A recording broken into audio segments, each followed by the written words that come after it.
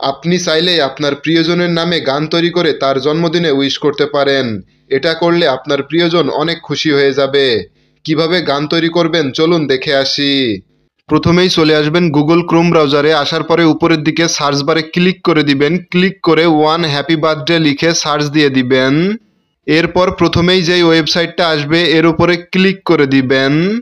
এরপর find your name, তো এখানে ক্লিক করে দিবেন। ক্লিক করে আপনাদের প্রিয়জনের নামটা দিয়ে দিবেন। দেওয়া হয়ে গেলে পাশে সার্চ বাটনে ক্লিক করে দিবেন। সার্চ দেওয়ার পরে নিচের দিকে আপনাদের প্রিয়জনের নাম এবং সিমিলার যতগুলো নেম আছে সমস্ত নেমগুলো চলে আসবে। তো আপনারা আপনাদের প্রিয়জনের নামের উপর ক্লিক করে দিবেন।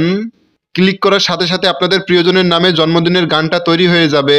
তো প্লে বার্থডে সং এখানে ক্লিক করে দিবেন।